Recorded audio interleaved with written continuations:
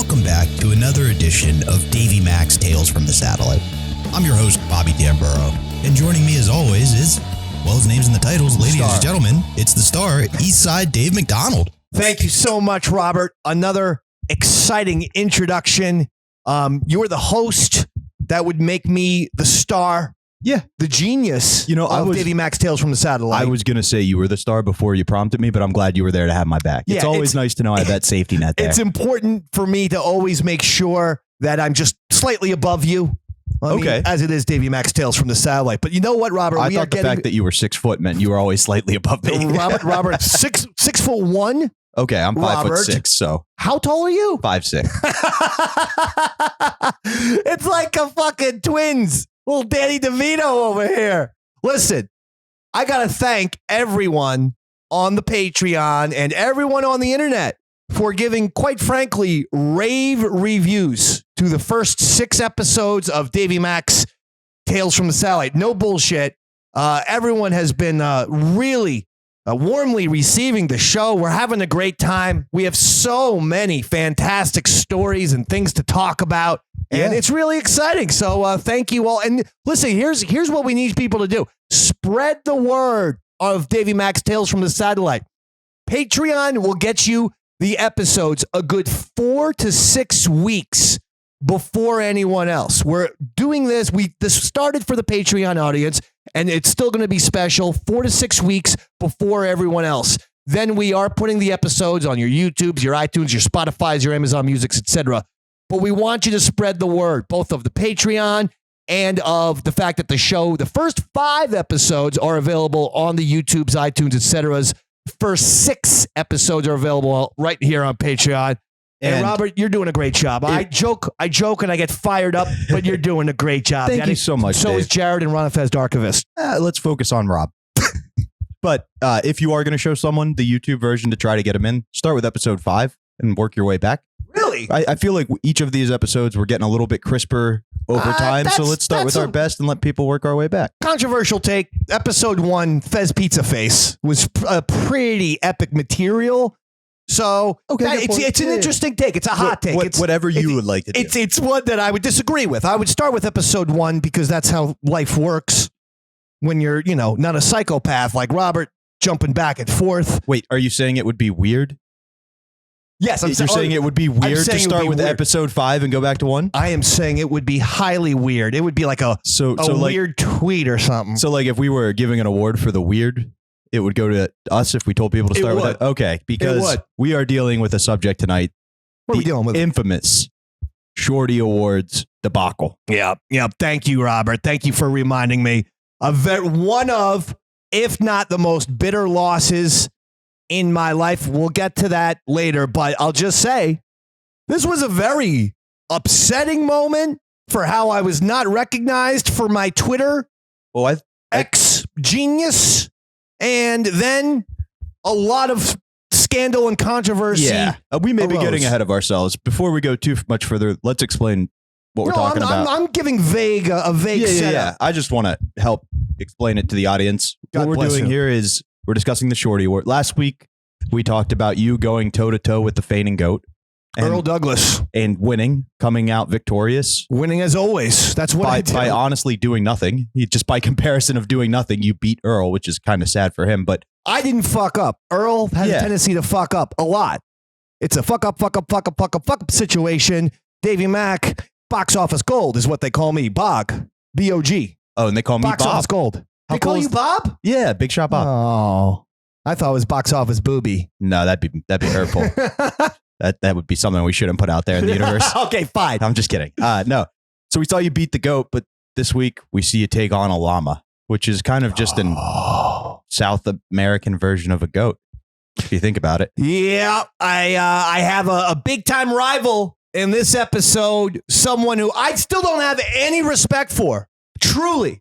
Someone who in fact, I have legit disdain for this person. Disdain. I got a lot of tension in the air. There's a lot of tension between me and the llamas, and there's disdain with me and the llamas. If I'm Mafia Life Chris and I got the tension, and I don't give the llama any pinky rigs, Instead, I have nothing but aggression against the llama. We're gonna have a unity party to work out the aggression. So we're talking about you in the Shorty Awards. Now, the Shorty Awards, if you don't know, this was the second year.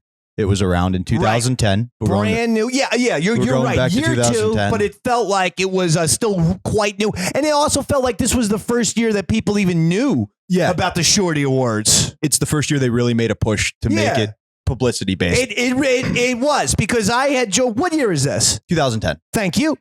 I had joined Twitter in 2008.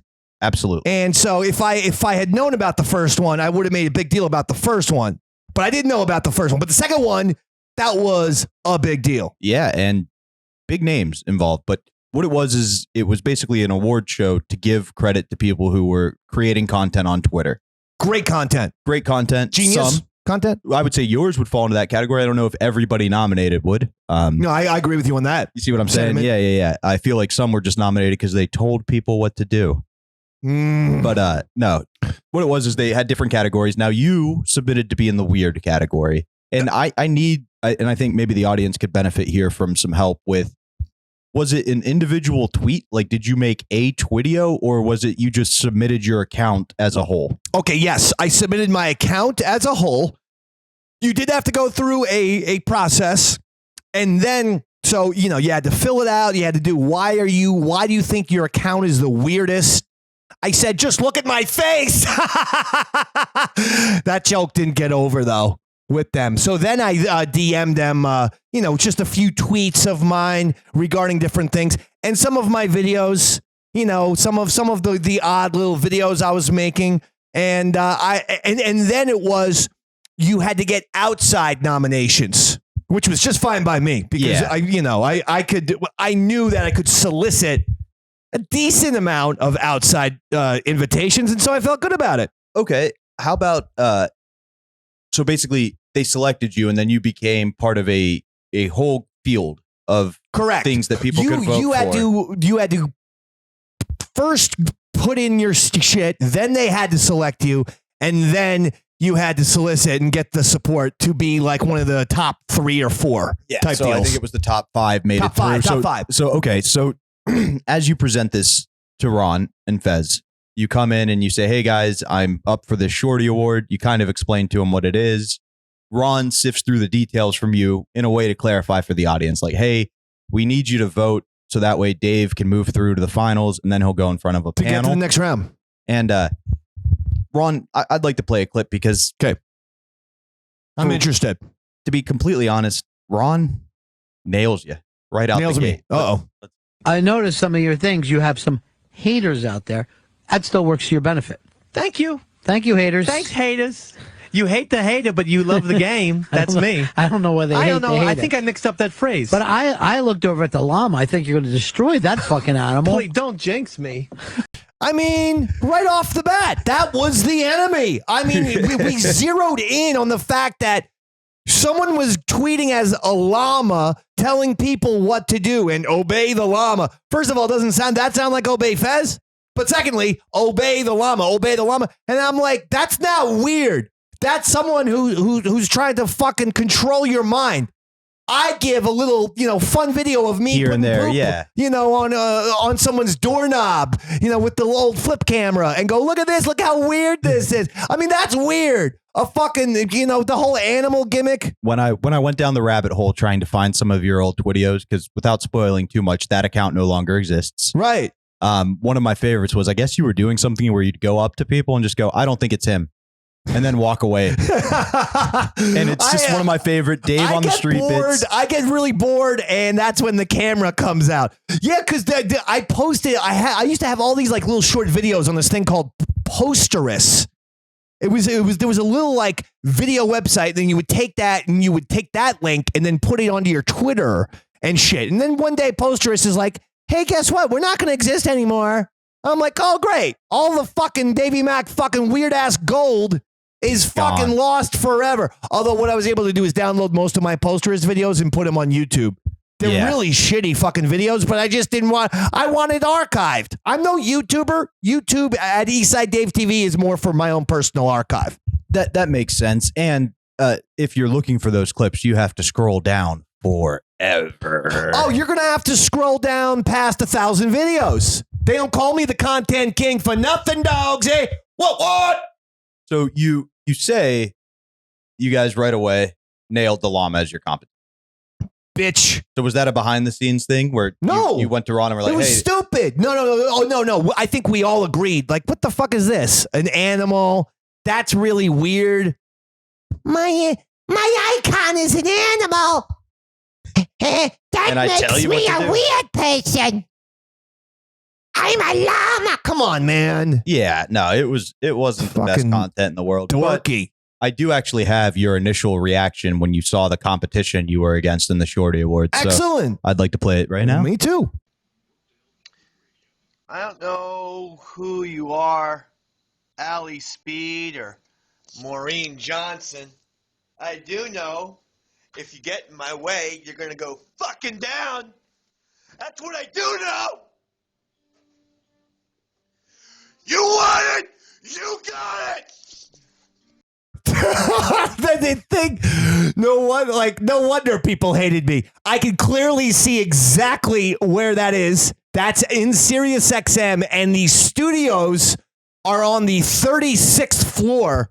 And Ron and Fez, our offices were on the 37th floor. We had to walk up the beautiful glass steps. Notoriously, they had the office on the 36th floor. They didn't have to walk up no steps. Notoriously, Ron had never seen the office on the 37th floor. Because we had to walk up the fucking steps. He just was like, I'm not doing that. And so, in other words, because we were on the 37th floor, it was mainly, I hate to say it, but it was like a lot of the VPs, the GMs. I mean, in all honesty, it was a lot of the suits and the brass, but these people don't need the fucking Dave man screaming, I'm going to fuck your ass, llama. Like, they don't need to hear that. And that's the type of shit that they would hear. Sounds like it was full of the people they tried to actively keep you away from. Yeah. And then I wonder why when we would have evaluations at Sirius XM on a yearly basis, I could see that Steve Blatter and or Rob Cross were annoyed the split fucking second I walked into the room. Well, it's not my fault you put us in some fucking ridiculous cubicles that are more suited for the office for the goddamn Dunder Mifflin crew than for the fucking Ron and Fez show. We happen to be loud mofos. So fuck off, Steve Blatter and Rob Cross. Now I'm getting fired up here, Robin. That's what we want out of you, Dave. Actually, don't put us on the 37th floor if you don't fucking want me to go, go crazy. All right, back to the goddamn shorties. We're straying a little bit, but so you're on air. Ron explains the situation. He goes, "Hey, we're not going to split the vote. We're all going to get behind Dave. He found this contest. It's Dave's things. We're not going to do 202 with friends." Appreciate that. He references like that other contest. We never really get the details of that other contest here. It does come up a little bit later, but you were in a Taco Bell and a one of the tax TurboTax. Yes. So this isn't the first time you've been in a Twitter competition, which is, I feel like, important.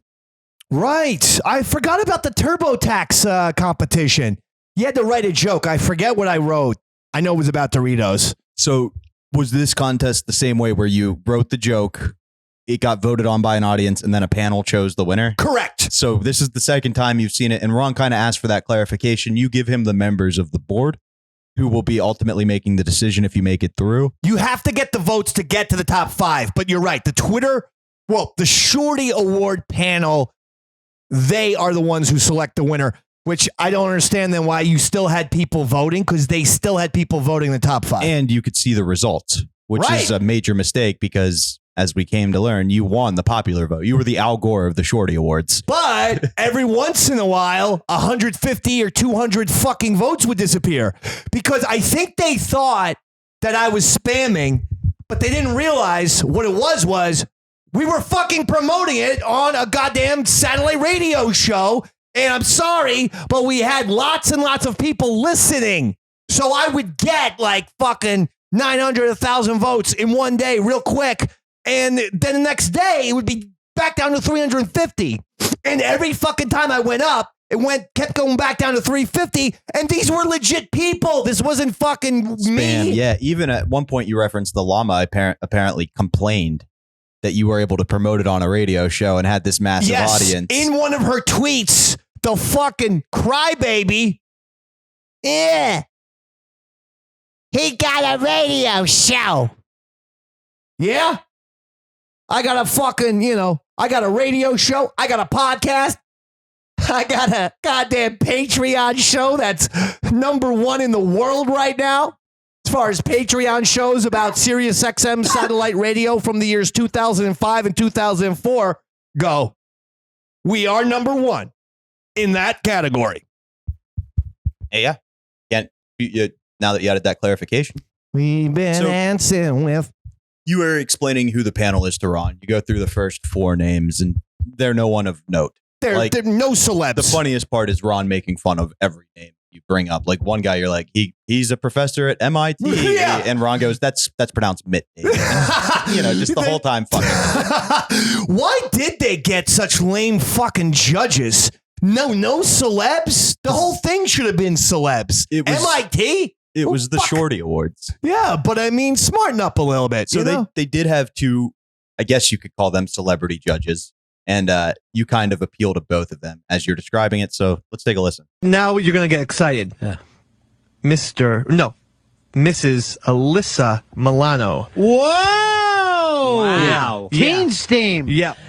Many young men's first jack-off was to Teen Steam. Oh, she was mine. Was it really? Absolutely. 2 hit shows, Who's the Boss and Charmed. Don't forget about Charmed. I forgot about Charmed. You did, and I'm trying to. I'm here to remind you. And of course, I believe the impresario of the panel, Mr. MC Hammer. So Hammer's going to be voting on you? Yeah, that's the panel.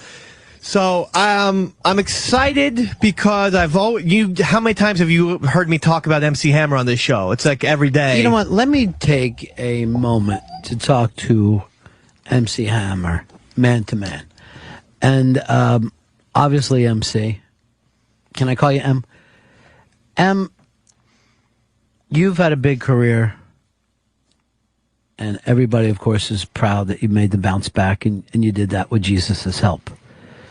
But this young man here, going up for the Weird Awards, Mr. Eastside Dave McDonald, is like a retarded nephew to me. Right.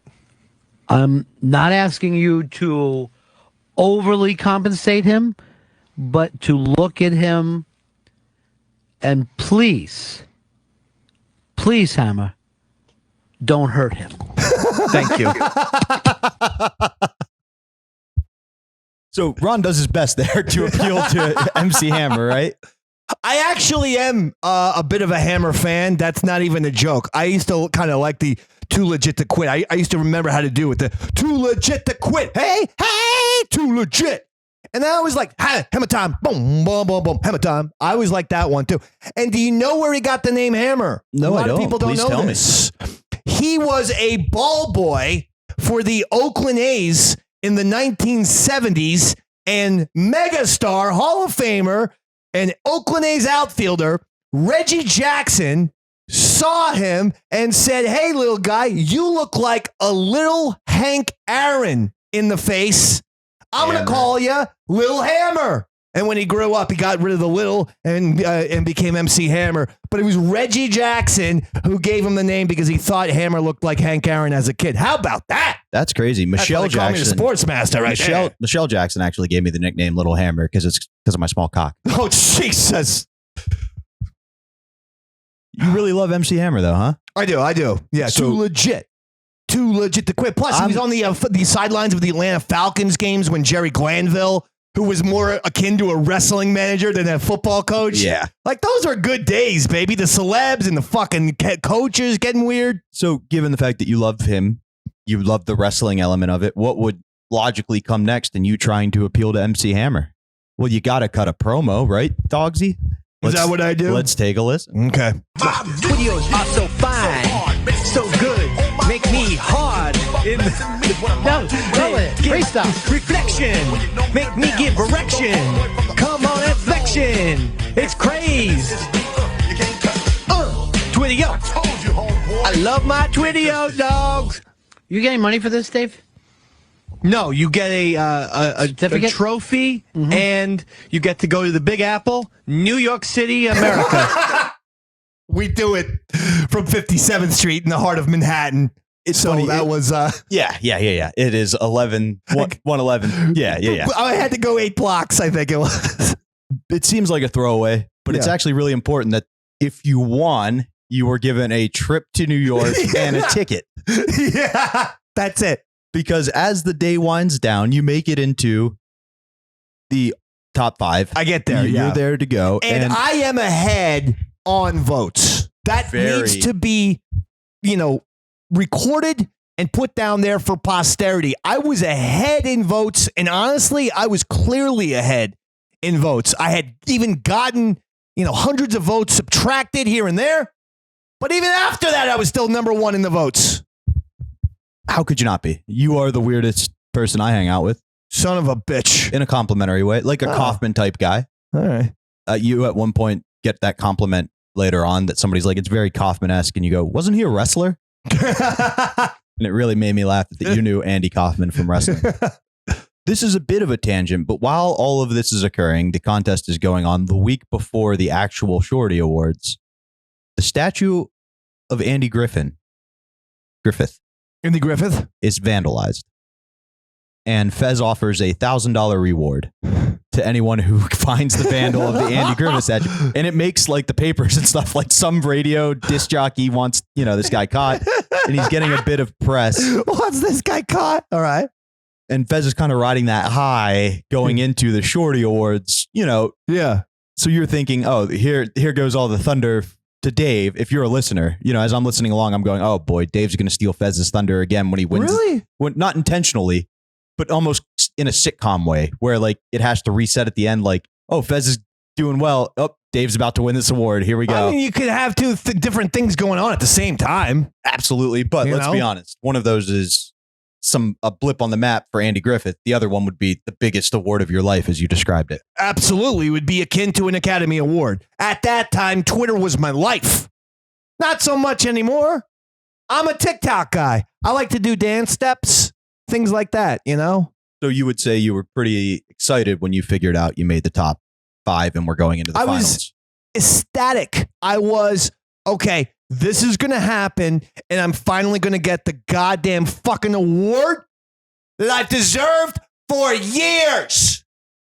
This is pre-iTunes editorial team naming the Davey Mac Sports Program the best independent sports podcast in the world, which is a thing that happened. So this is before AV Club. This is before gave us a best sports show online. This is before Spotify put us as the number 1, sports show and blah, blah, blah, et cetera, et cetera. Before all of those accolades, remember, you said it's still 2010. So I wanted this goddamn award. I finished second place in the fucking spelling bee.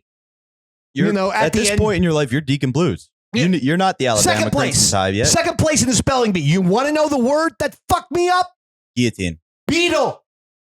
I spelt it Beatle. They go Beetle. Then after the fucking show, I bring in my fucking Beatles record. I go, look how it's spelled. They go, well, that's not what we were talking about. We were talking about the insect. I said, you didn't say that. So I wanted the Shorty Awards. Makes sense. I am the weirdest. You were pretty fired up. And believe it or not, I actually was able to uncover some behind the scenes interview of when you found out you were able to be in the top 5. This is great. I've never seen. Oh, I don't remember this at all.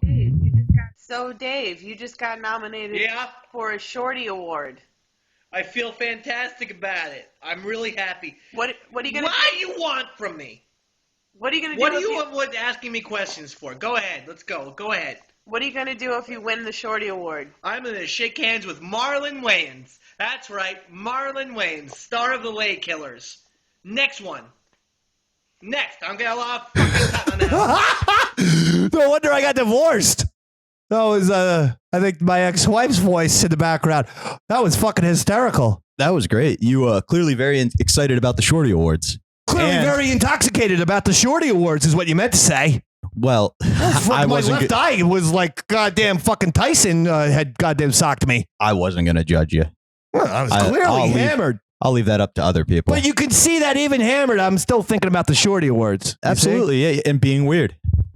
Being weird without even trying. Yeah, you're not. It's fucking effortless. When it comes to weird, I'm the Joe DiMaggio of weirdness. When it comes to weird, you know, I'm the weird guy at my apartment complex. I go to the pool and no one talks to me. They all kind of huddle up and go away from me. Even if they're in the pool, they'll swim to one side, the complete opposite side that I'm on. Dave, when I pull in and they know me now because I'm coming here, they watch through the windows to see what I'm doing. Like I see your neighbors peeking out like, why is he messing with Dave? Between you and Jedi Jared, they see some fucking weird short guy coming in and out. Here's the short blonde one, or here's the short black haired one. I don't like that we're that interchangeable. No, in personality, you are very different people. Yeah. But you are the same. Like you guys are kind of similar sized. No, I don't know. Who's taller? I don't know about height. I'm built. He's a black belt. Okay. So is that Steven Seagal. Doesn't mean you're in shape, right? We gotta get the two of you in a fucking boxing ring. Then if you think you can take him down, just like if you're from the barrio, doesn't mean you can fight. Listen, remember when I was really angry, like 3 or 4 episodes ago at Earl, and 3 or 4, whenever that fucking every was. episode. No, but the one where I was really pissed. Yeah. I think it was episode 3. If we ever have that, because remember I challenged Earl to a boxing match. If we ever do it, me and Earl in the main event, and then fucking you and Jedi Jared in the preliminary. Will you sign up for that? No. That's 2 matches that we got on the card right now. Jared would kick my ass. What? Yeah, he's a good fighter. You're backing down. Here's the thing, though. Let's make it a real life situation where he wants to fight me and I just outrun him. No, come. It's just me dodging obstacles. Like help! He's gonna kick my ass. Because that would be reality. No, we're not doing that. Somebody call the cops. There's an angry white man chasing me. Alhamdulillah. All right. Now back to this. So you were excited to meet Marlon Wayans? Hell yeah, baby! Marlon Wayans gonna be there. A Wayans brother. As Ron pointed out, I watched Living Color, right, Marlon? I mean, you weren't on it. You were like 6, but I watched that show, baby. As Ron pointed out, he likes the twin brother a lot better. I like Keenan and Damon. That's what he was pointing out. Yeah. Because of the Living Color. Okay. Jamie Foxx, right? No. Was he on Jim it? Carrey. Jim Carrey. That's what I meant. Yeah, one of them. Jim Carrey was on it for sure. I like to think Jamie Foxx is just Jim Carrey in a costume. Jim Carrey, we're getting too far away. May have been on it at the end. Go ahead. So you realize that the award you're going to win is shaking Marlon Wayans' hand. No money.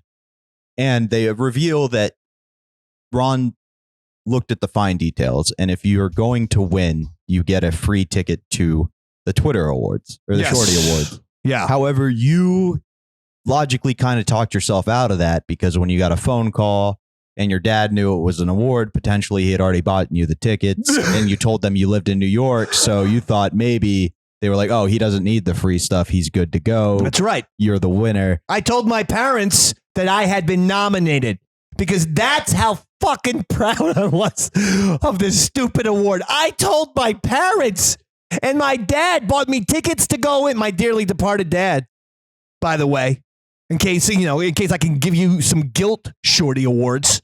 My dearly departed dad gave me the goddamn tickets because, I think the tickets were like $100 or something like that. They were not something cheap. Crazy, yeah. So he bought the tickets for me. So you in your mind go, okay, they know I've got tickets. They know I live in New York. I'm going to win. They're not going to give me the free stuff. It's all good. Yeah. Exactly. In my mind, I thought I'm definitely winning because I literally had more than 500 votes more than the llama. So I thought, okay, I'm definitely going. And they're not giving me the goddamn trip to New York because I don't need it. And that's the end we hear of it before the event. Now, I'm curious, after the show, the last day before the Shorty Awards, did Ron have a more stern conversation with you where he was like, hey, realize you're not going to win? No, there was no stern conversation. Okay, because the next day when all the shit hits the fan, it keeps coming out that I told you weren't going to win. They invited the winners. They gave them free tickets. You did not get a free ticket. You weren't going to win. I told you well in advance. It keeps coming out over and over again. So I wasn't sure. Well, I mean, maybe there was a warning. I think it was more on air if there was, but it wasn't stern. is what I'm saying. Okay, yeah, not stern. That might have been the wrong word. Yeah, but like, did he kind of have a serious? Yeah, he brought it up on the air. But let's also remember, I was telling people I'm going to Kanye West this thing if I don't win the fucking award. I have more than 500 votes on this girl. The llama gimmick is stupid. I will 100% Kanye West this thing if I don't win. I'm letting everyone know. And that was like, I let everyone know in advance. I am going to Kanye West this thing.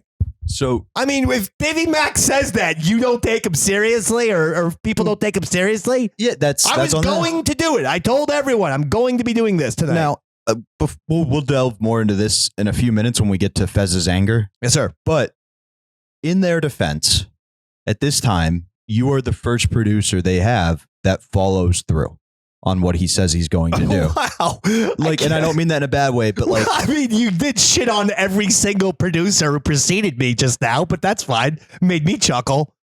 Even to the point where Al Dukes didn't take the dive he was supposed to in the big ass night of fights. Like, I was everybody. There. Yeah, you mean yeah. the Al Dukes Rory fight? Yeah, where Al he was Dukes almost beat Rory because he started to have a little pride. Yeah. Even though he wasn't supposed to. It looked like a Bruce Willis Pulp Fiction scenario was going to happen, where he's going to fucking win and then hop in a cab for Christ's sakes. Yeah, exactly. Yeah, I was there. He was supposed to lose, and he was kicking Rory's ass. From there, Rory never did anything. Like, he did Stern. He's probably still doing Stern. Billy Staples, a lot of good content. But it was typically his inability to do what he said he was going to do that made it great content. A couple of, for example, things. I'm going to kill and open for Norton. Anyway. I was at that. Yeah. The Count Basie Red Bank Jim Norton show where it was the Billy Staples Orange Ball of Failure. I was in the balcony watching that show. It was fantastic. Keep bringing it up. Yeah, but you get my point. They have a track record of producers not doing what. Well, okay, yeah, but I thought, listen, number one, Daddy, Earl goddamn Douglas. I mean, that's the guy who was, who would not follow through on a bunch of shit. I mean, let's just be honest. If you think of it as a basketball shot, he wouldn't even shoot the ball, let alone follow through. No, my God. He's a fucking push shooter, a chucker. Two hand from the chest. I know. I always tell people, basketball shot, make a proper L, go up and say goodbye to the ball. Go up and say goodbye to the ball. Up and say goodbye. Earl, it's a push shot. It's fucking ugly as shit. He probably touched the ball with his palm, but we're getting far away. So all right, let's go. You did warn him. So we're going to kind of follow the radio listeners' timeline, not so much yours. Excellent. That way we kind of learn about it as they do. But the Shorty Awards happens. You and your ex-wife go together. You come in the next day. And honestly, Ron opens the show kind of summarizing what's going on. Let's take a quick listen. It is the Ron and Fez show.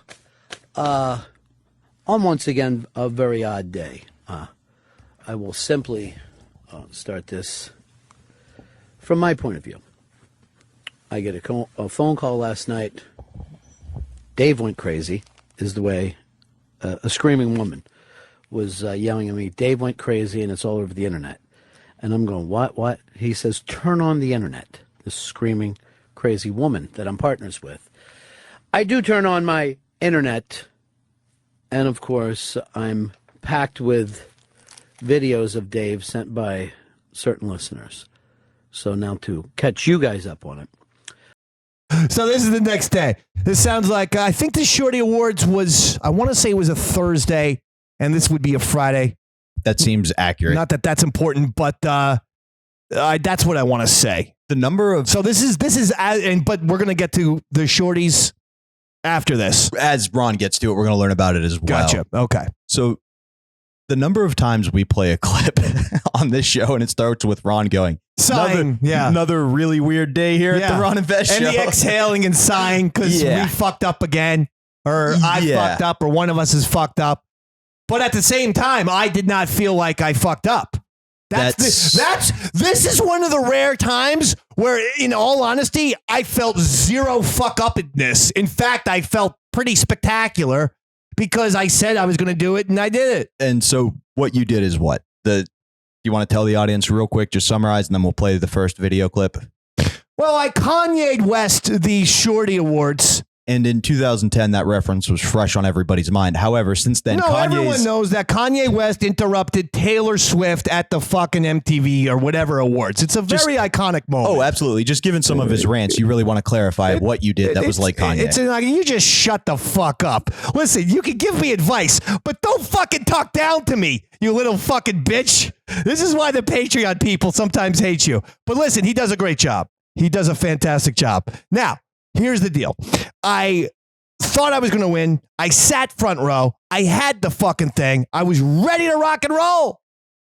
They announced the fucking llama. So like Kanye West interrupted Taylor Swift at the Shorty Awards to say that Beyonce should have won the video, I interrupted the llama to say I should win. But here's the key. CNN host at the time, CNN host, now I don't know where he is, but Rick Sanchez, who at the time was a big anchor on CNN, he was hosting the awards show. So for me to fucking do pull a Kanye, it was that I had to, interrupt Rick Sanchez, be an asshole to him. And that was fun as well.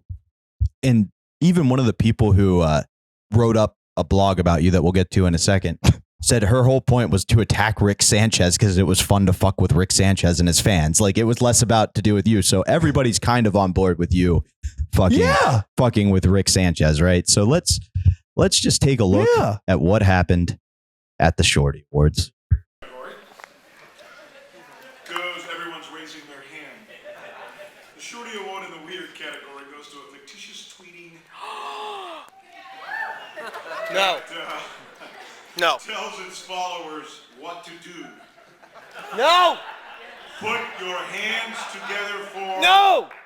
the llama. No! Bullshit!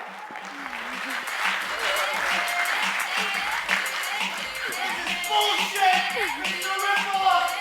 It's a rip-off! I tweet stuff all the time, CNN. I tweet things for the Ron and Fez show, Ron Fez 11 to 3. I tweet things. I tweet. Ow! That's weird, the llama. That's weird. I'm gonna drink your water, CNN. I'm gonna ruin your microphone.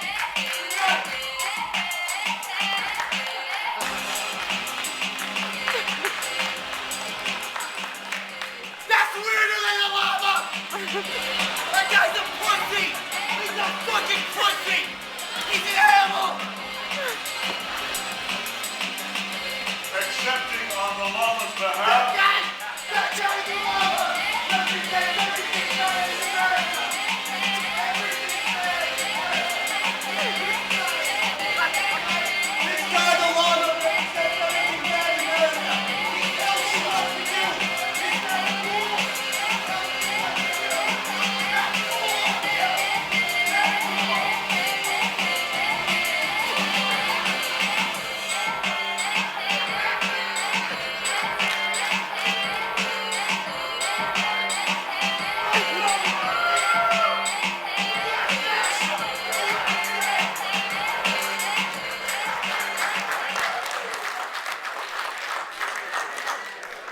You know, we worked on that routine for hours. Had no idea it would go as well as it did.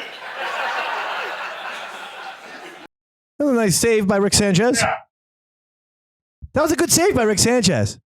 Yes and no. Couple of points I have here. I forgot I had gone back a second time. I forgot about that. I didn't realize I went up on stage, took his fucking water, poured it on my head, told him I'm going to take his water, walked off the stage, screamed a bunch of fucking pussies, and then actually went back on stage. That was the 8 Jack and Cokes kicking in, Robert.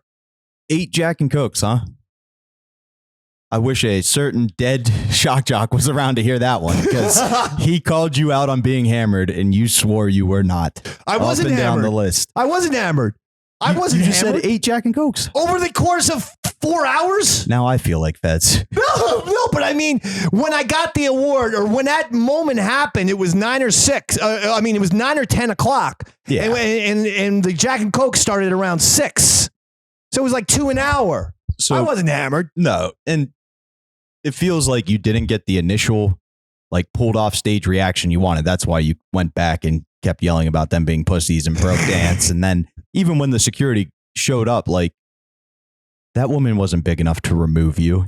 You went with the flow at that point. Well, that's an iconic moment. I mean, needed, but I'm saying that's what you needed. You needed somebody dragging you off to end the bit. It wouldn't have worked with you just going up and then yelling and then it's kind of like the Beatles rooftop concert type of deal. The cops come in, end of the movie. Nice and simple. But they did have their hands on me and were escorting me out and did tell me and did have bigger security waiting for me outside, which then told me you have to leave, otherwise the police are coming and arresting you. And you did leave. I believe you made a Twitio outside of it yelling at them, but they kind of were laughing along with you. They got what you were doing. What a fucking mistake. Now that you look at that, just that alone, they should have ripped up the fucking llama's victory and given it to me, because that is the epitome of weirdness. I'm freaking a fucking news anchor out, pouring his water on my head and breakdancing. That's a zillion times weirder than the llama tells you what to do. I don't think the Shorty Awards was mad at you. Did you receive a ban for this for life?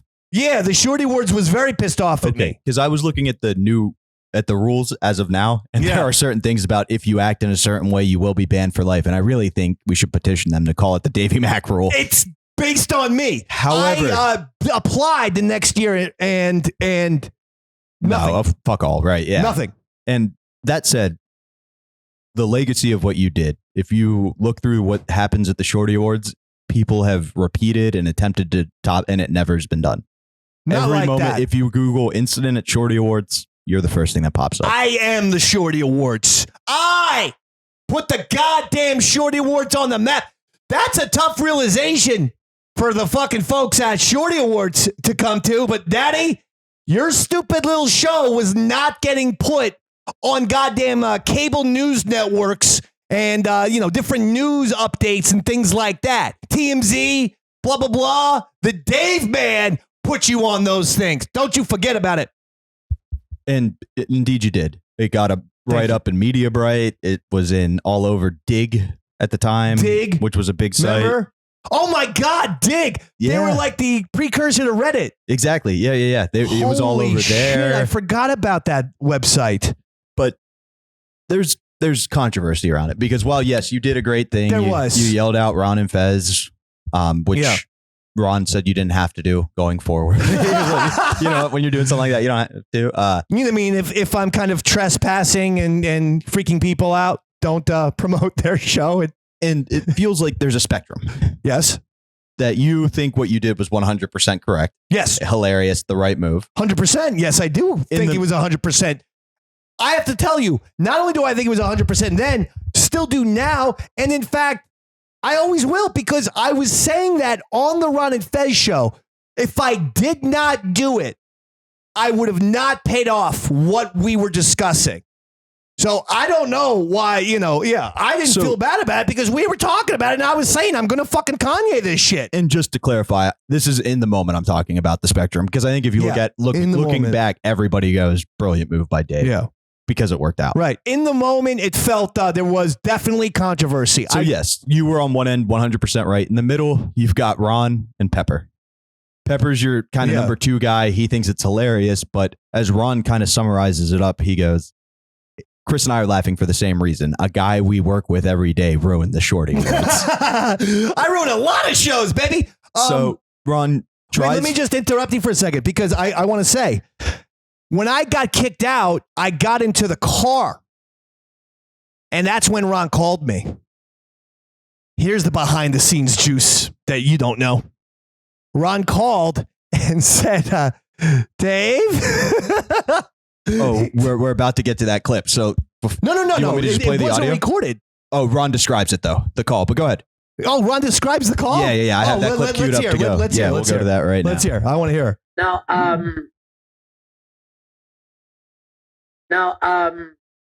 That's cool, because all this is happening, and I see security dragging Dave up. I then had to make a phone call to Dave after getting Fez off the phone, try to say, Dave, what's going on? And I talked to him, as if I was a police detective. There was no emotion. I was just jotting things down because I'm like, Fez writes to me, it's on Dig. People on Dig are saying this. Our names came on. I'm on, hold on, Fez. There's got to be an explanation. So I called Dave. That's my loyalty. And, I ended up talking to this Dave, the Dave that couldn't be more positive that he did the right thing. I'm very happy. So I'm actually on the phone going like this.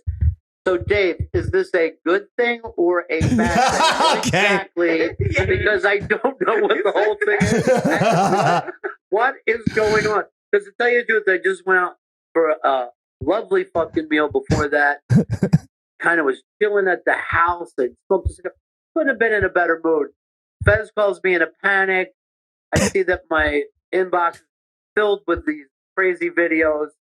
And I just still, to this moment, don't understand. I have no clue. And I'll tell you when my stomach turned before I called you. All right, when pause I saw it was when I heard because I gotta interrupt. So because he doesn't say what I said. So when Ron said that's actually exactly what he said. He says, "Is this a good thing or a bad thing?" And we were driving. I was in the car when he called, and I picked up the phone right away. Didn't let it go to the voicemail. I picked it up. I was like, Ronnie B, this is a good thing. I said, listen, this fucking Shorty Awards was a goddamn snooze fest. One of the most boring things. People give the Oscars shit for being boring and long. Holy smokes, you got to see the Shorty Awards. You have no celebs. So it's not like, Brad Pitt's going to get an award. It's some fucking fatso with underscores and numbers in his name. All right, so they did the whole thing. So it was awful. But B, this clip was going around. It was great. And it's not like I didn't go up and kick Rick Sanchez in the balls. I didn't punch him. I didn't fucking rear naked choke his ass. I do believe Ron points out he does cover his balls. Like he's afraid you're a wild primate coming on stage to tear them off. Oh, he was nervous. And Ron did say the news hit before you made it to the tunnel. It was all over the internet. So interesting. And we're about to hear some of Fezzi's perspective of why he's angry. So I'm going to go back a few seconds in the clip and it'll summarize everything for us nicely. To this moment, don't understand. I have no clue. And I'll tell you when my stomach turned before I called you when I saw it was when I heard our names being screamed out. That was us. Right. That's loyalty. I even left it at home last night. No, because I wanted people, I sort of saw it as my, how do I say, honorary acceptance speech. I see that. So you had planned on thanking me and Fez. That was my only thing in my plan. I had a great thing prepared. I had a speech, but I didn't have a speech. I had actually a turkey sandwich that I was going to take out and say, here's my speech. And then I was going to start eating the turkey sandwich, thank Ron Fez, and leave the stage. The fuck? That's what CNN deprived us of all of. We would have adored that. CNN and Twitter, I'm sorry. We would have loved that because that would have been a little comedy piece that you wrote that would have made the host and the other people up there who looked so frightened. They would have been like, this is really amusing. This is a creative person. Boring. Instead, they had a pretty large red-headed man screaming, pouring water on his head. Big. Yes, next to normal people. You have to remember, dude, you were with the fucking straights last night. Yeah. I saw the shit that happened when they were doing their rap to fucking Shakespeare or whatever. It was a corny fucking event. But that's what they were looking for. They weren't looking for a crazy guy screaming and tailgating cars. They were looking for this so-called amusing llama bit. Yeah, I guess. But yeah, no, he's right. Ron's right. They were definitely freaked out and horrified, and they were in my audience. No, they're not the East Side Davidians in any way, shape, or form. It seems like Fez is upset, and it comes out later that he's very upset because he's worried about your job. He said he sees things like a pattern of behavior of things escalating and you getting fired, and while he thinks it's a great idea, he doesn't want to see you out of the biz on the beach, and which is a fair point. It's a place of love. Sure. That clip in particular, I related to you more than I think I ever have because the number of times I've done things and said I'm going to credit you, and you go, please don't. Yeah, I know. I don't want my name to be attached with whatever the hell you're thinking of right now. If you're gonna do something, you run it past me first, right? Yeah. So I thought that was very funny. It feels like Ron's concern is he enjoys the bit. He thought it was very funny. Yeah, but he wants you to more describe the crazy things and be less doing the crazy things. Scary. He uses Jim Norton as an example. He's like, the guy talks about the most depraved things in the world. Right. But he's not doing those depraved things on stage. Well, yeah, I understand. I mean, what are you going to do there, though? You know, this is the time for a stunt. I'm not, yes, I absolutely enjoy writing comedy bits, sketches, games, stories, and all that stuff, and did quite proficiently. But I mean, right for this thing, this required a freak out, a meltdown, and someone, getting up there and shooting the shit to the sky. And that kind of is your stance when you talk to Ron as well, that you were doing a bit that needed, something that would bring attention. It needed to be big. And that shifts the debate into, was it a bit or was it Dave reacting out of anger?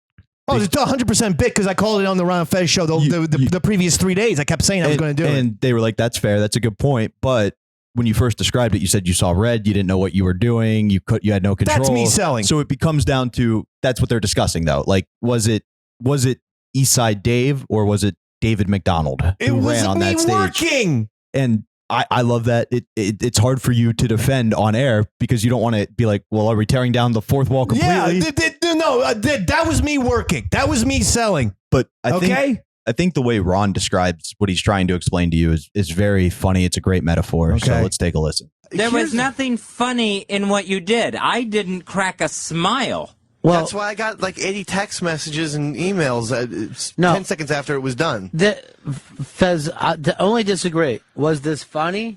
Yes. Was it also reckless and crazy and there's no upside to it? No. And that's what Fez is talking about. Yeah. That part is true, too. There's an upside. There is nothing positive that could have come out of this. Of course there is. Only really bad things could have happened to you from doing this. Not one positive. They were not going to change their mind and give you the award. It was weird. But, yeah, can I tell you the one positive thing is that after you called me, I flicked it on, and like Dave said with his 80 text, I had 3 times that many emails of people who I guess had captured this and sent it to me. So I'm like, I don't know what it is. I click it on. I'm there at the computer, and the family gathers around. And I felt like Seinfeld when he sees Kramer, like when, when you watch a Seinfeld episode, and then he would yell, hey, that's Kramer. What is he doing? That is the only positive that my family and I could feel like Seinfeld. Yeah. Well, that's a good thing, though, Ronnie B. Kramer, everyone loved him. People made T-shirts of the guy. Yeah, that's a TV show, and that's a TV character. I'll give you the example, Dave, so that I'm going to give you a quick comedy 101. Michael Richards playing Kramer, brilliant, hysterical. Okay. Michael Richards acting like a nut, yelling out the N-bomb, and that fucking, being sent all over the country. Right. A career ender. Okay. So what you would like to do in life is to go, can I think of something funny and have that character do it? A character. When you become Kramer. Right. Is the problem. You want to play the part of Kramer, not become crazy Kramer, because none of these people know what you were doing. No, they didn't. But I knew that the Ron and Fez show audience was going to be watching the live stream. I was doing it for the Ron and Fez audience, not for Rick Sanchez, or especially not for any of those Shorty nerds. Those people sucked. Now one of them was in the fucking bar with me before the goddamn Shorty Awards. Not one had a goddamn pre-awards show cocktail like the fucking Hollywood stars that we were.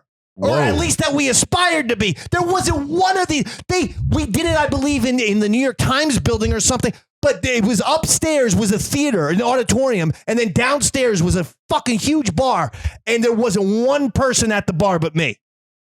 bunch of fucking nerds. I did this for the Ron and Fez audience, Daddy. Calm down, Mr. Hollywood, because right before this, I offered you a pre-show drink, and you said no. That's because I got Rat Fest tonight. I'm just kidding. No, you're absolutely right. And when you got to the award show, you said you made Casey sit up front. Like you moved people out of the front row to get those seats. That is true. That's hilarious. We wanted the seats in the front row, also closest to the stairs. That's why we were to the left, so that I could get right the fuck up. There was no way the llama was going to beat me up to that podium on stage. None. We literally sat right by the steps, so I was going to be up there like that. So she was in. She knew what you were going to do. No, she had no idea what I was going to do. Okay. She was totally caught off guard and was very. She shouldn't have been the llama. She should have been a sheep because she was rather sheepish. Very well done. Not who I meant by she though. Your ex-wife. She knew you were going to run on stage. Sorry. Is that true? Pronouns. Yes, the ex-wife definitely knew because I gave her the camera. Okay. It was one of these flip cameras, not a flip phone. They used to have this flip camera. Oh, I remember that. Yeah, where the only thing it could do was shoot video. It was like an iPhone where you couldn't watch TV, listen to music, call your friends, but you could shoot good video for some reason. It's interesting. Yeah. It was the last step when you needed a whole bag of equipment for the day. Right. It was one of the last times you had to, get something that wasn't your phone to shoot videos, and that you could plug into the computer. She had the flip camera. I'm up there. Yeah. Oh yeah. That's why she's got the camera because if I don't win, I'm going up. Because when you were describing it to Ron, you go, I got to do this. And she says, please don't. And you go. Well, I think in all honesty, in all seriousness, as we got close to it happening, there was don't do this. Because there was nervousness and a little bit of terror that something really bad was going to happen. Because who knows? Maybe Sanchez really would have gotten spooked and punched me in the face. And then I get fucking the Irish blood going. And I put him in a fucking headlock. Next thing you know, we got a WWE match at the Shorty Awards. So, there would have been lawsuits all around. I thought you said something bad could have happened. But you look at her and you give a quote that, again, it made me feel like me. You look and you go, I can't let Ronnie B down. Can't let Ronnie B down. Because I really felt like if I didn't do this, I would not pay off what I talked about. I 100% felt that way. Okay. So I was surprised at Fez's reaction. I love Fez. This is a show where the whole design is to celebrate Ron and Fez, O&A, Sam and Dave, DMSB XL, so on and so forth. But I disagree with Fez because I had been talking about this that week every day. If I don't win, I'm bum rushing the stage and I'm fucking causing a scene.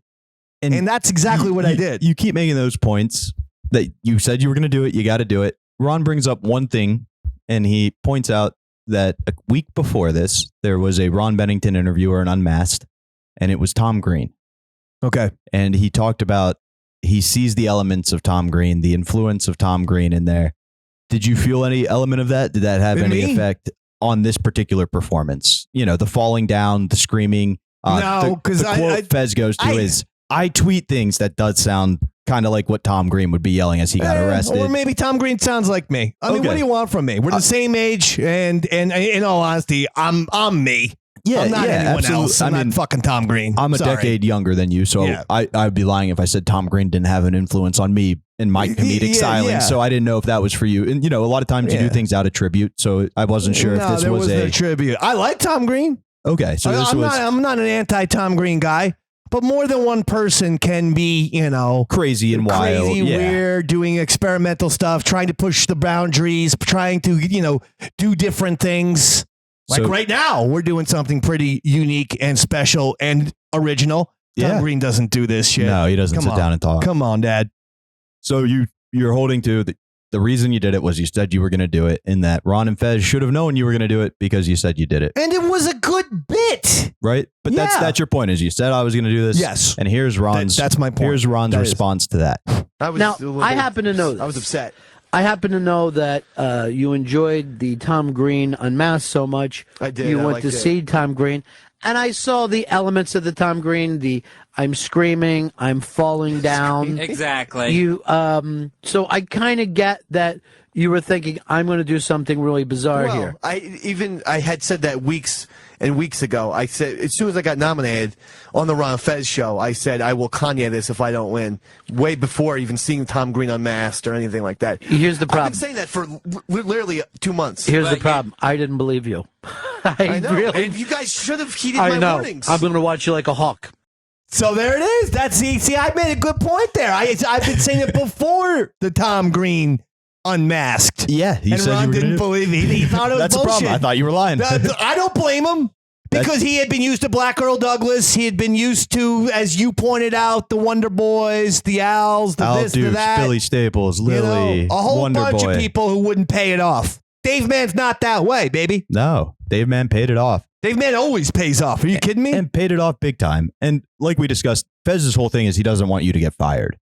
I appreciate that. He's very concerned about that. It's not so much that you did a publicity stunt. It's that he's worried it's going to affect your job. So he understands the publicity aspect of it. It's more just you got to think about your family now. And I get where that's coming from. I appreciate that. It's nice. It's, kind. it's interesting that it's a place of love that he's frustrated out of. You don't see that reaction out of Fez very often where he's upset about somebody using a word or something. This time it's like, Dave, I don't want to see you out on the streets and nobody taking care of your family. Because maybe he sensed deep down that I did think in my heart of hearts that I was doing the right thing. That I was trying to do something for the show. And so at the very least, maybe he understood that. And even if he disagreed with it, which is a good possibility that he said that was too crazy, pouring the water and getting close to the CNN anchor. And you said you were going to break their microphone. That's, if the mic had been broken, then you're dealing with a real issue. I'm going to steal your water. I'm going to break your microphone. Those are the things, right? Yeah. Threat that. If Rick Sanchez wanted to be a dick, he could have said he threatened me. Yeah. And then there would have been the legal shit. 100%. But he didn't. And, the fact is that I was doing it for the show. I really thought it wouldn't be a payoff. And at one point you do bring up, you saw Rob Cross in the hallway that day. Yeah. And he said, great job. Yeah, Cross liked it. So you were feeling okay. Cross liked you it. had somebody in your court in upper management as well. Rob, here's how Rob Cross said it, though. He said, great job, Dave.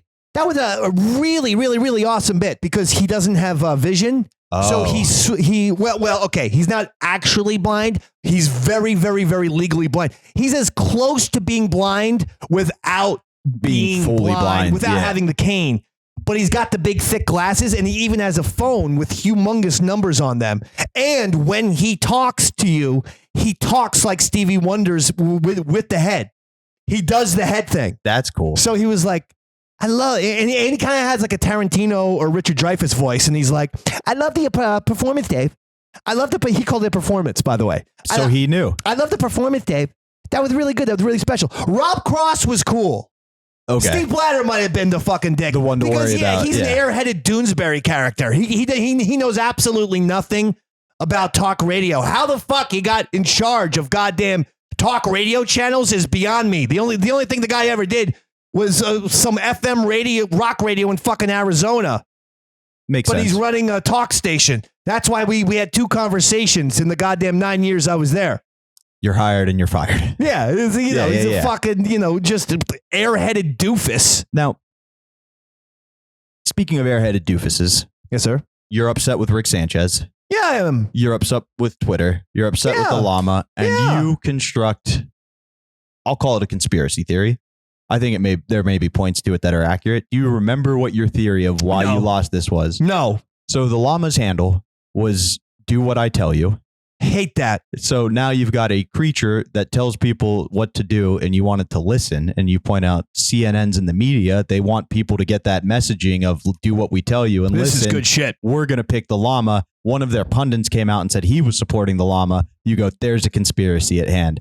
And I didn't win the Shorty Award for weirdest Twitter account. And I got all these fucking conspiracy theories going. And this is long before conspiracy theories basically became mainstream discussion, which is currently where we are in the 2020s. This is 2010? 2010, yeah. 2010.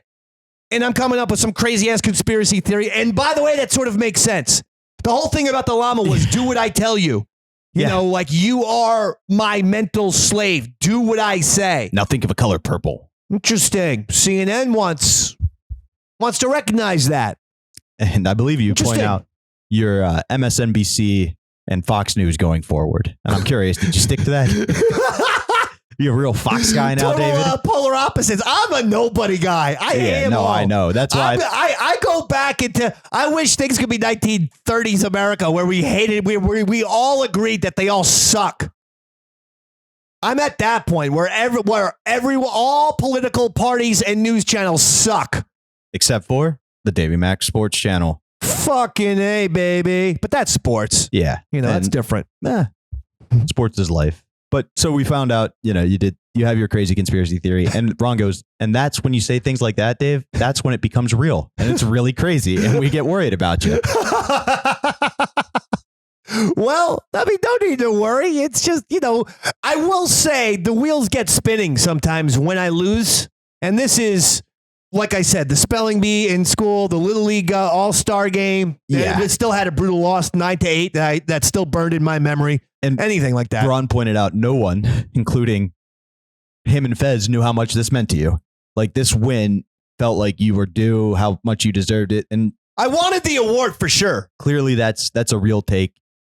I wanted the award. Yeah. I deserved it. My Twitter was weirder than the llamas, period. I went to her account. I looked at the tweets.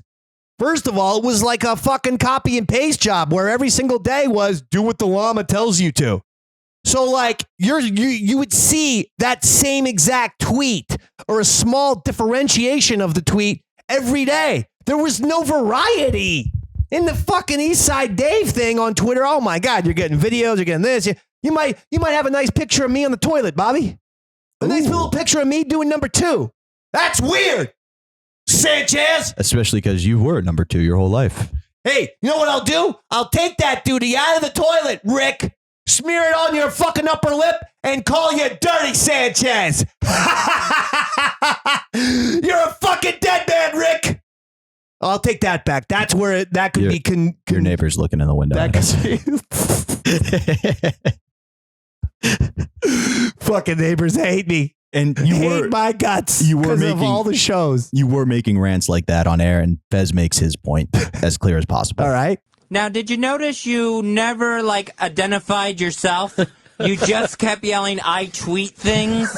You didn't let anyone... That was very Tom Green. That was 100% Tom. I tweet things! I tweet! That was me. You never identified yourself as one of the other nominees who didn't win. That's a good point. So this whole, I'm so angry, I feel slighted bit goes completely over their heads even more. You can mention your Twitter account. You didn't mention, you just yelled, I tweet things, and then Ronnie and I's names. Kanye didn't say, I'm Kanye. And you're acting like that's not funny. It's not funny to me. It's not. I mean, when you say it in that fucking crazy vein, like just to show, it's this stupid performance piece that really just came down to me laughing in my fucking living room and trying to explain to my family that I don't know what he's doing. Kanye also didn't say, hey, I'm Kanye. He's Kanye. But people have to say it. It's a Twitter Awards. The Twitter people should know each other. You don't know those other idiots. You got an excuse for everything on this thing. I do. That's good. That's good. That'll help us later. Not excuse, a reason, and a theory. And CNN, no more. Fox News and MSNBC. Well, that'll teach them. Between that and you're deleting your Twitter account. What would have happened if they had, tried to arrest you last night? Well, I would have said, don't do that. One of my kids said, where's security? And I'm like, why would they have security? Oh. You couldn't think of a more gentler night than giving out fucking awards to nerds that don't leave their houses. And then suddenly a large red-haired mad dog comes running on stage. Yeah, Fez was not okay. So he was not pleased. That is real. He pointed out my favorite part is the only names you yelled on stage were Ron and Fez. 11-3. His own. Yeah, I didn't even say my name. That's a great observation on his part, because if you're going to do a wrestling promo, you got to say who you are. Yeah. But nevertheless, he was ticked off a little for real. You can hear it in his voice. He was. This was a straight shoot. I think that Ron was actually cool with it. I do think everything on this, everything that you're hearing is really straight shoot shit. Because Ron, I think it's, just kind of seeing exactly how we're going to unpack this thing. And if it's actually a problem or if it's not that big of a deal. And once we know that Cross isn't going to, Bladder isn't going to fire me. You're good to go. Yeah, probably good to go. But then Fez, he could stay mad at you for a little bit. And you hear it because every point you try to make, he's nitpicking your words. At one point, you're explaining why you're so upset that you don't want to wait until your 60s. And you talk about Susan, what's her name, that didn't win an Emmy or an Oscar. Susan Lucci. And then you go switch. You're like, I don't want to be Al, Susan or Al Pacino. And he goes, I don't know Susan Pacino. You could tell he was fired up. At me. And it was kind of funny though. So your anger at this point is focused on the llama, Rick Sanchez, the panel, and then something happens. And that's they bring a MediaBrite article to your attention. Oh, cool. Where they describe you in the article is what you do. They don't give your name, but they refer to you as the intoxicated ginger. What the fuck? The inebriated ginger. I'm sorry. The inebriated ginger. Now, this is what is MediaBrite? It was kind of like BuzzFeed before BuzzFeed. Okay. Like, what's going on in pop culture. What the shit is wrong with you? And are they still around? Not in the same form. No wonder they're not still around with fucking offensive language like that. Only G words can call other G words G words. That's somebody brought that up in the comments because you sick the dog pound on her. Yeah. I didn't know you had a dog pound, Dave. I would have liked you so much better. That's a Browns thing. We got the dog pound, fucking baby. A. Yeah, well, then I almost got sued by Cleveland, so then I changed it to the Dave Pound. The Dave Pound. Yeah. I like that even better. Yeah, once Cleveland got word of the that I was using dog pound. Cleveland and Randy Jackson from American Idol. Okay. We're going to take on me in court. And you don't want to deal with that. No, so we just changed Cleveland. It. So if you're a fan of mine, you're either one of the 10,000 Daviacs. Okay. Because of the band. Okay. You're in the Dave Pound because of Randy Jackson and the Browns. Mainly the Browns. Or you're an East Side Davidian because of one of the greatest, most wonderful preachers of all time, David Koresh. Oh, I thought you meant Jesus Christ. No, Koresh. East Side Davidians. Okay, I'll be in. Yeah, I'm not sure which of those. Probably a Dave Pound. You're a Dave Pound guy. Probably. I'm a bit of a pit bull. Give me Dave Pound right now. Boom. Nobody blows it up anymore except for us. Dave Pounders still do. Dave Pounders. That's the thing. Dave Pounders blow it up all the time. Perfect. So initially, when you're rallying the troops against CNN, Ron goes, "Let's hear from the Dave Pound," and it's just the dial tone, and he does 3 in a row, and you go, "Well, at least they all sound the same." Which is just a funny off the line that made me chuckle. I wanted to bring up. So now you start attacking the MediaBrites and the East Side Davidians, the dog pound, the whole shebang come to rally behind you. There we go. Somebody points out it's not racist when another ginger calls a ginger, but that's our word. That is the truth, though. I don't know. I'm just going to say this. I don't actually fucking care. I really don't. However, 0.05% of me cares about the usage of the word ginger. And the only reason why it was because we live in these fucking ultra hypersensitive fucking, times where everyone's offended by everything. And yet it's still like, hey, look at the ugly ginger. Look at the soulless ginger. Look at ginger. And it's like, you know what? This is all bullshit about, speak nicely about people and this and that. Because everyone from every fucking denomination and every religion and ethnicity still says fucking, ugly ginger. Yeah. So go fuck you. The fact that the word ginger is still out there means I should be allowed to say any slur I want. So going forward, I might incorporate. See, Robert started to look at me with a nervous, I'm worried looking at. Not nervous at all. I'm actually impressed. I might have to incorporate slurs on my various shows if this thing doesn't get handled. I'm calling you out, society. You can't have it both ways. You can't be offended by everything in every term and then be throwing out ginger.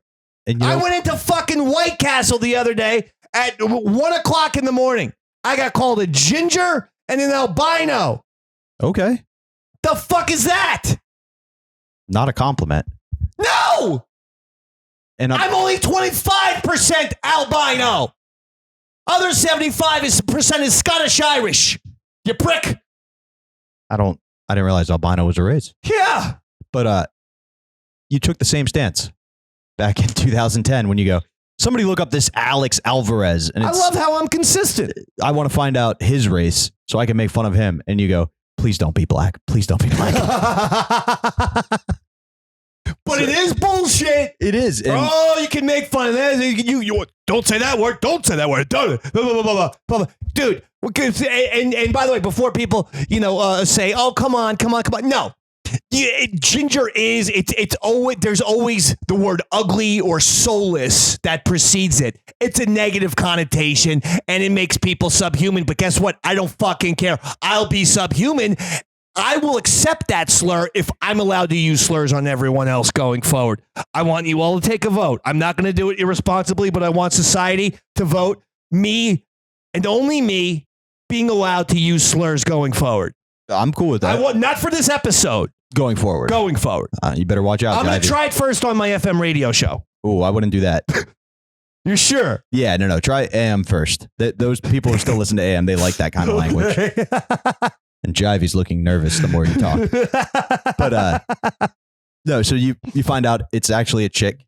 Your ex informs you that it's not a dude you're ranting, it's a chick. And homely, thin, homely face, plain. The dog pound rallies behind you, and they're saying fun things like, you can't say ginger, that's racist, you chalupa head. Yeah, and just fun stuff. Yeah. And then honestly, Alex responds to a couple of comments and goes, damn, I thought I was going to take heat for shitting on Rick Sanchez. I never said Eastside Dave wasn't entertaining. I just called him an inebriated ginger. Tell me I'm wrong. And at which point Ronnie takes her side and he goes, she's right, Dave. You were an inebriated ginger. I mean, Ron's allowed to say it. He knows me. He also wanted you to turn that into your Twitter handle. He wanted that to become your new character. He was like, this would be perfect. We can make your Kramer the inebriated ginger. I mean, that's pretty much what the account is anyway. But the fans rally. They're turning. Alex is kind of cool. It's good publicity. Rick Sanchez refers to you as a heckler on Twitter. The llama refers to you as a heckler. They don't address you by name, which just really infuriates you. Rick Sanchez. Well, yeah, in that clip, Rick Sanchez pretended like, the whole thing was all a work, all a sketch that you did together. Yeah, he thought this was brilliant in the moment. Let me try to take credit. And then now all of a sudden we can't even say Eastside Dave's name. Piece of shit. But then he puts me on his goddamn news channel. Well, we're about to get to that. But before we do, as the show's wrapping up, it was fun earlier how you pointed out how great Alyssa Milano was because as your anger turns, your stance turns. It's what the Shorty people wanted.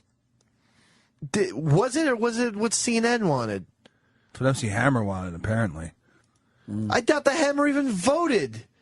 And made fucking 4 videos for Alyssa Milano. I hated Charmed, by the way. I thought it was great. No. I thought it was great. She was that one of the videos you made? Because that probably didn't help. Alyssa, third fiddle, Milano.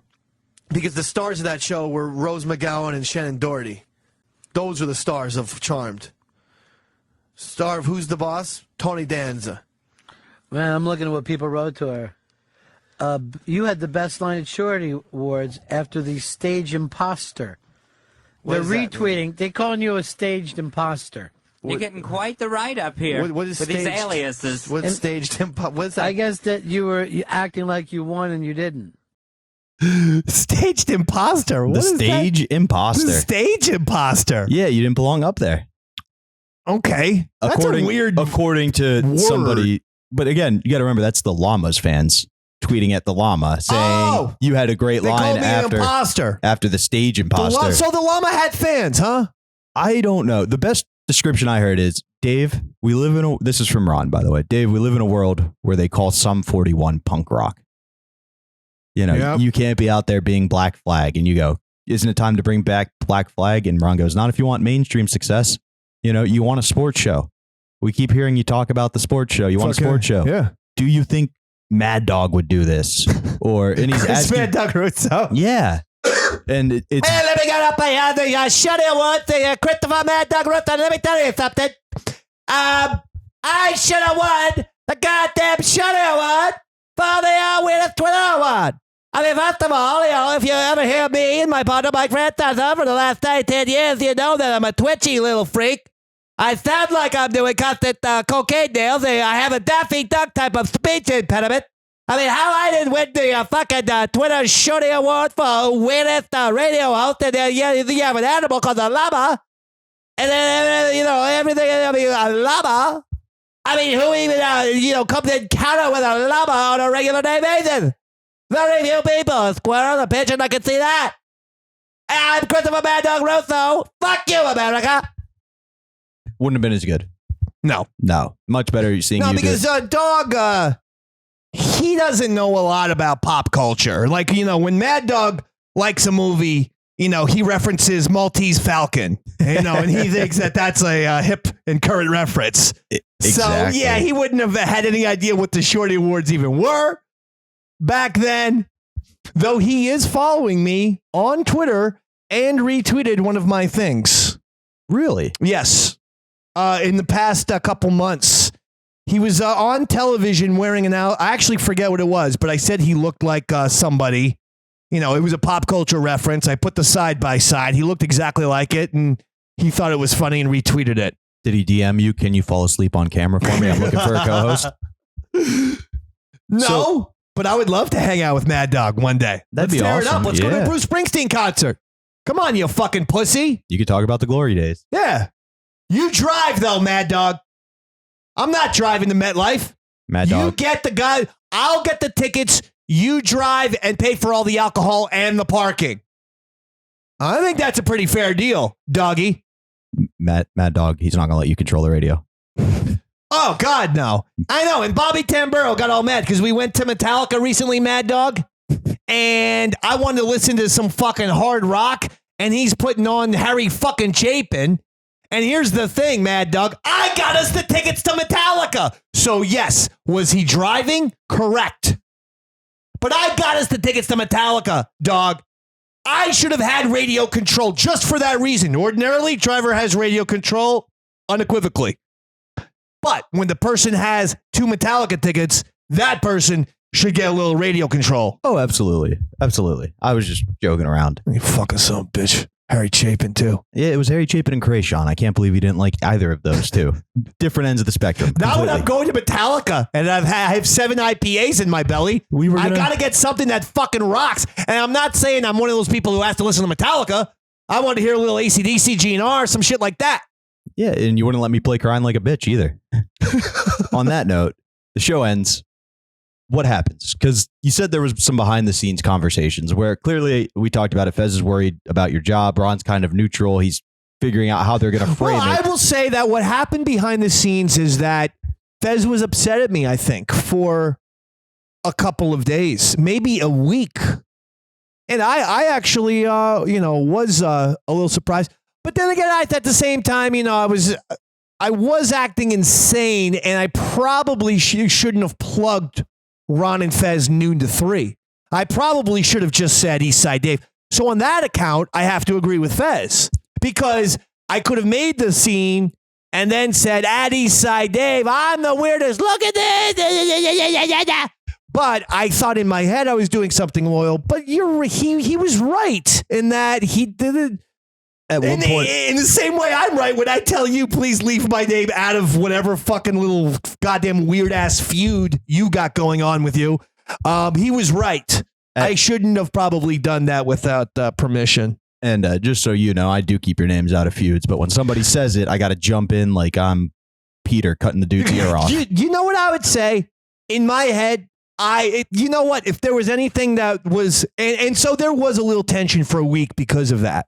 Yeah. If there was a mistake that was made, probably on my part, it was the not Feds communicating. Oh, I thought it was good enough that I had said it on the air, and I did say it on the air, but I should have probably said, okay, for real, I'm going to be doing this. I'm going to be crashing the stage. If I don't win, what should I say? I could have asked for a little feedback. you guys want me to say Ron Fez? Yeah. Fez probably would have said no, I guess. And then, it just would have said, at Eastside Dave, I'm a fucking asshole. Ron and Fez may be the one exception, but this, I feel like, is one of those times where it was better to ask forgiveness than permission.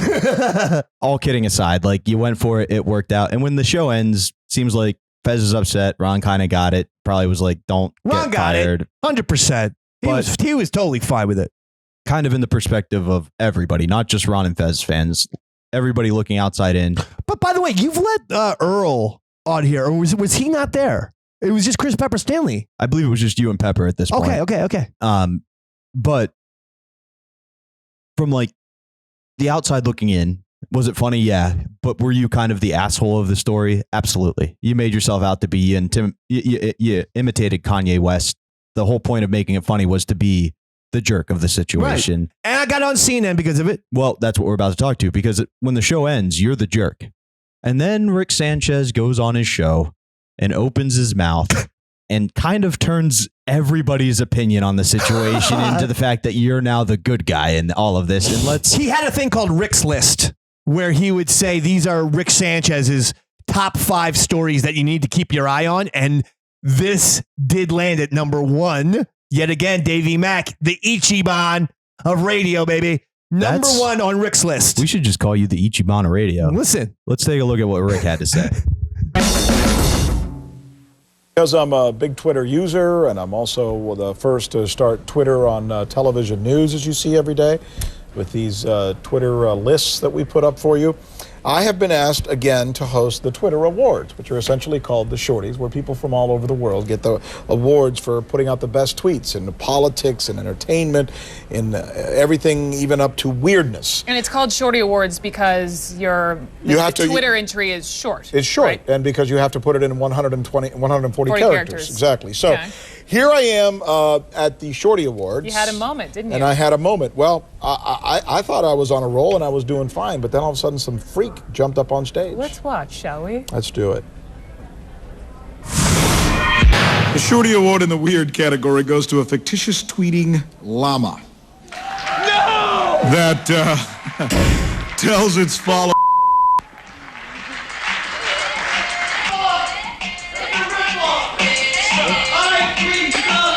I tweet stuff all the time, CNN. I tweet things. I tweet. Ow! That's weird, the lava. That's weird. I'm gonna drink your water, CNN. I'm gonna ruin your microphone. Good night. This guy alone represents everything bad in America. He tells you what to do. That's cool.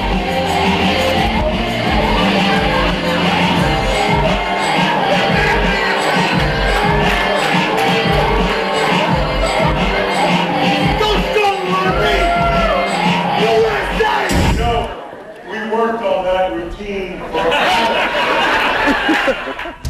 Nice reaction, Sanchez. I had to Way say to handle something. that. What do you do after a guy break dances on stage?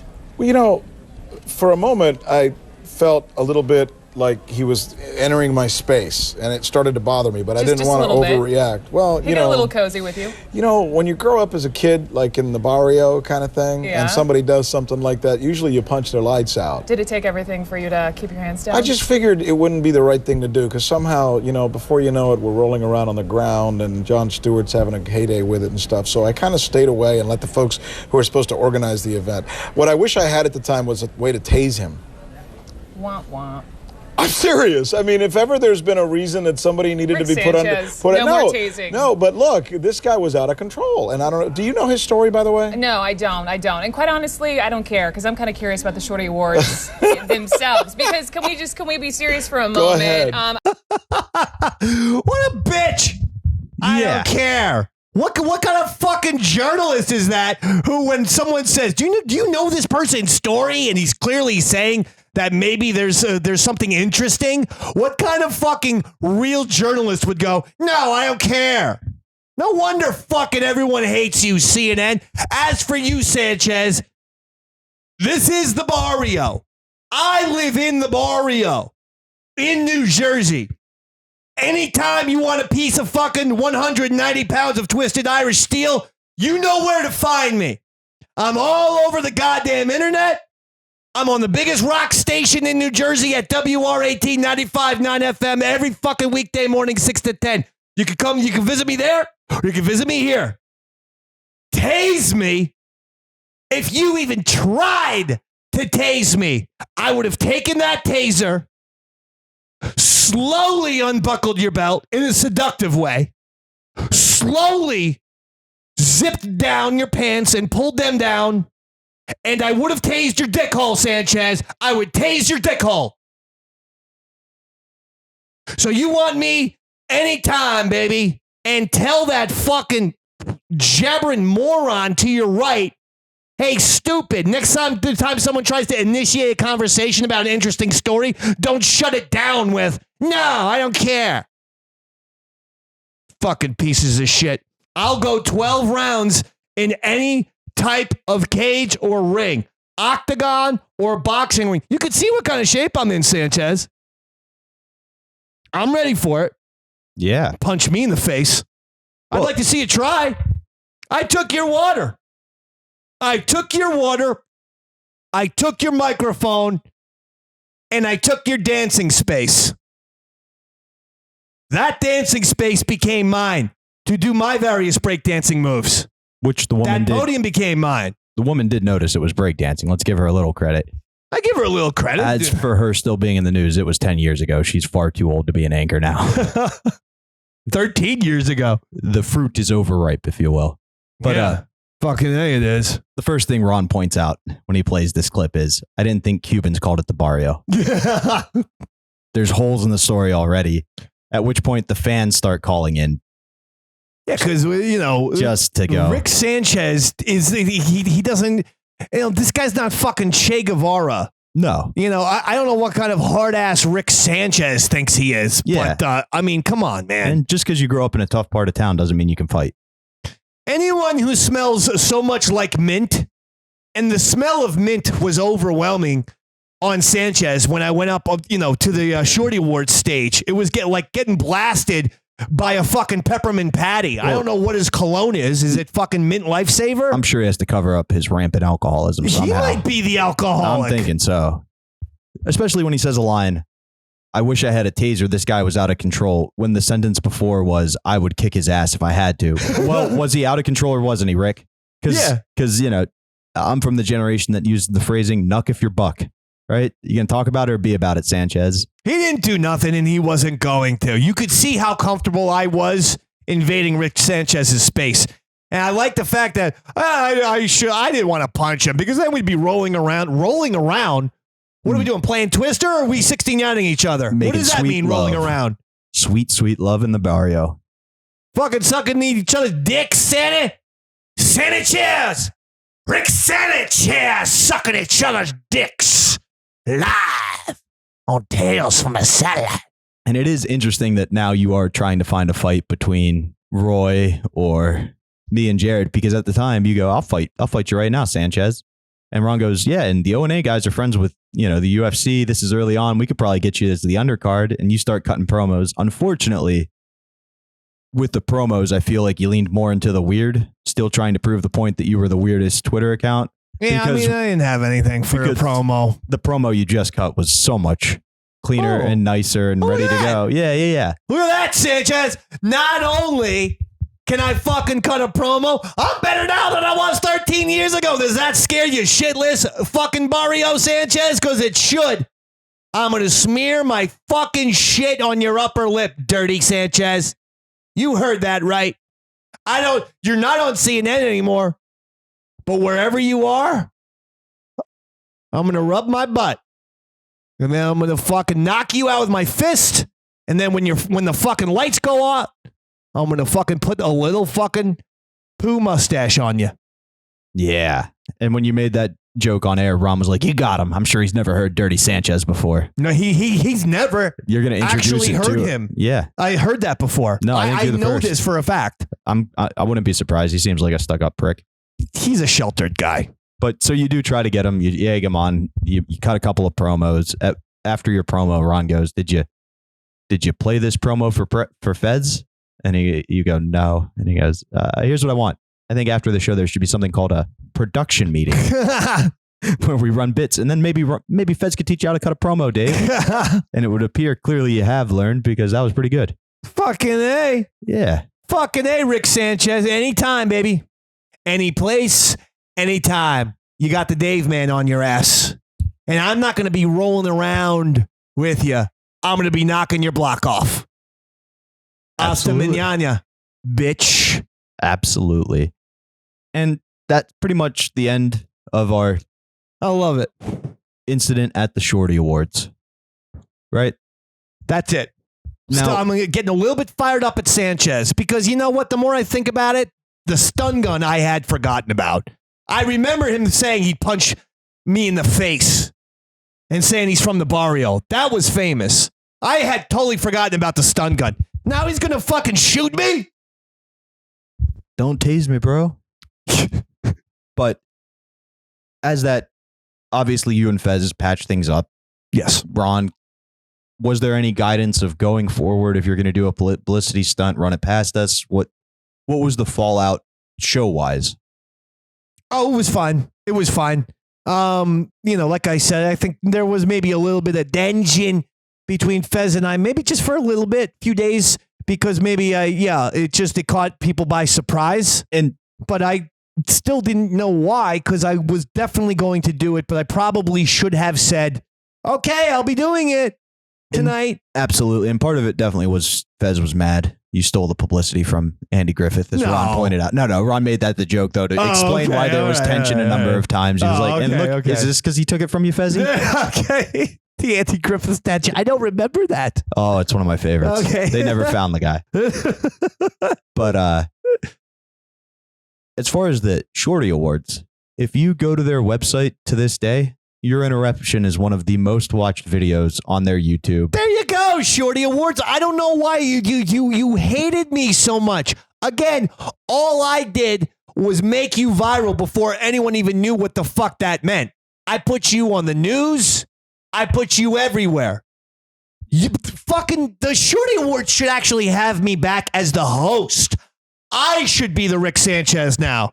And unlike Sanchez, I'm going to bring a taser and put it in my pocket.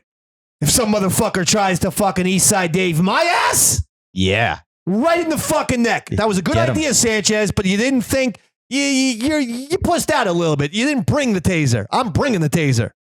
You're going to talk about it, Sanchez? You're going to be about it. Exactly. And we're going to be about it. On that note, I think that pretty much wraps up. Well, it's a great episode. There was a lot of controversy with this, but this is one of the things that all these years later, people still ask me about. And all these years later, they go, I can't believe the goddamn fucking Shorty Awards shit that you did. Because most people aren't going to do that. No. Ask Earl Douglas to crash a fucking awards show with, by the way, who was also there? Booker. Cory Booker. He was the mayor of Newark at the time. Oh, nice. But then he's run for president a couple times. Yeah. That guy. He's also good at not Senator winning of New awards. Jersey. Yeah. He's had about as much success at winning as I have. Yeah. Two things before we get out of here. One is, I like to throw crazy conspiracies out there at the end of every episode. There is a very famous show, Rick and Morty.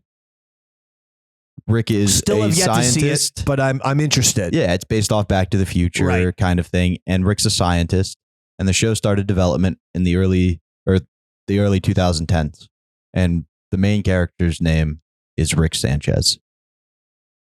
So, in addition to just the name Rick Sanchez being out there because of this incident, Justin Roiland, one of the main producers for the show, would spend a lot of time at Sirius. He was friends with It's Eric Nagel. He would do the show all the time. Really? Do you think there's any possibility that the llama incident just put the name in his subconscious, and that's why to this day it's called Rick and Morty? I think so. 100%. I had no idea that Rick from Rick and Morty's last name was Sanchez. Like I said, I still haven't seen the show. I want to.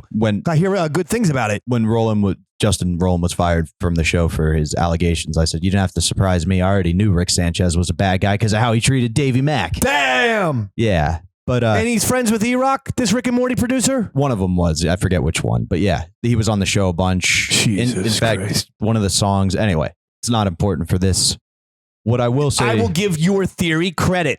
Okay, I will give it plausibility. There's a potential. And I will give it 85% probability.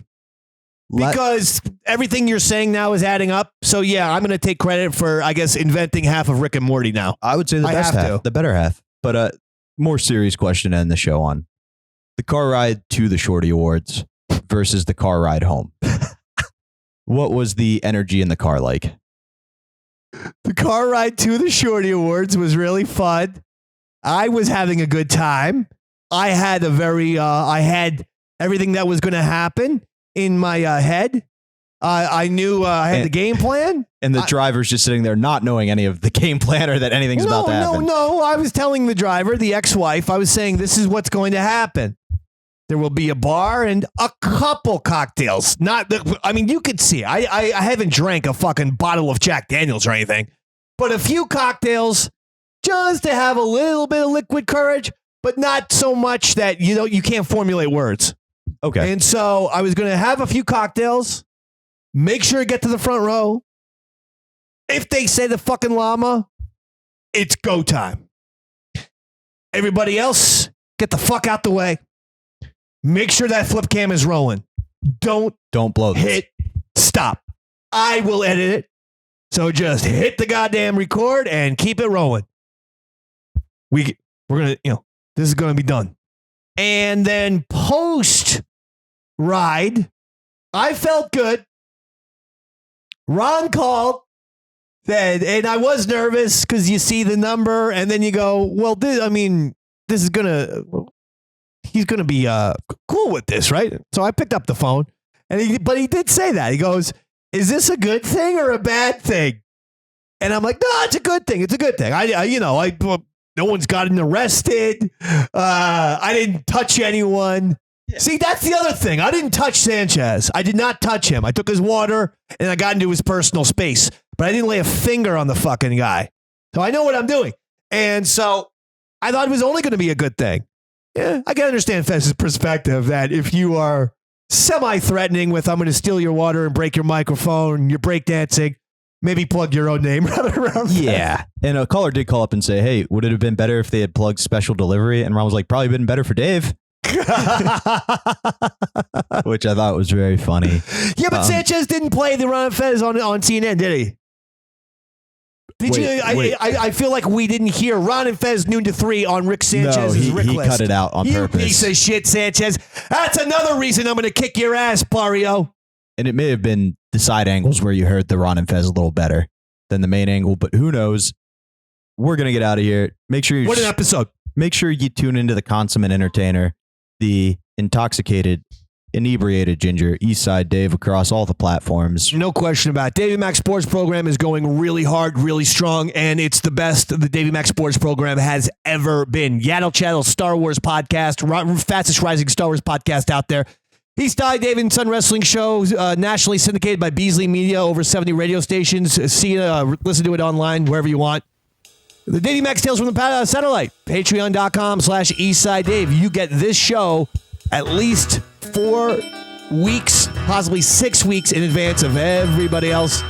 And thank you all for listening and supporting the Eastside Empire. Bobby Tamburo, thank you, my man. Thank you for having me, Eastside Dave. This has been another great episode of Davey Max Tales from the Satellites. Thanks to all the Patreons. Make sure you're sharing it with everybody you know. And Dave, as we get out of here, if you had to do another stunt in 2023, this level of prevalence, what would it be? Oh, it'd be getting really fucked up before seeing Disturbed at the PNC Arts Center for Ratfest 2023. That will be my next stunt that I will do very shortly. On that note, thank you for tuning in. Dave and I are going to go shotgun some beers. Good evening, radio fans. This has been another episode of Davey Mac's Tales from the Satellite.